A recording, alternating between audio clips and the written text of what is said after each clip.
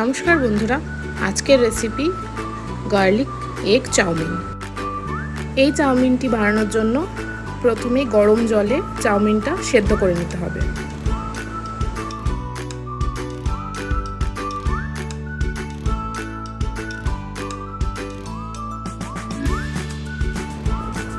Chowmein সেদ্ধ হয়ে গেছে।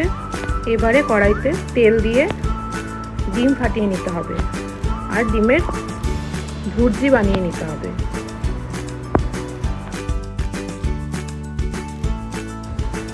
আবার কড়াইতে তেল দিয়ে সেই তেলের মধ্যে রসুন কুচি দিয়ে দিতে হবে।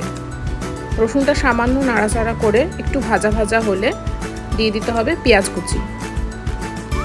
পেঁয়াজটা একটু ভাজা ভাজা হলে এবার এক এক করে হলুদ গুঁড়ো আর লঙ্কা কুচি দিয়ে দিতে হবে।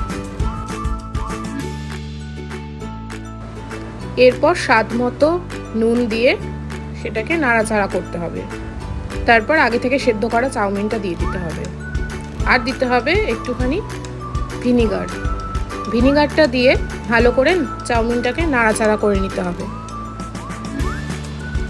এরপর ওপর থেকে ছড়িয়ে দিতে হবে কেটে রাখা পেঁয়াজ আর দিতে হবে যে ডিমের ভুর্জিগুলো বানিয়ে রেখেছিলাম সেই ডিমের ভুর্জিগুলো।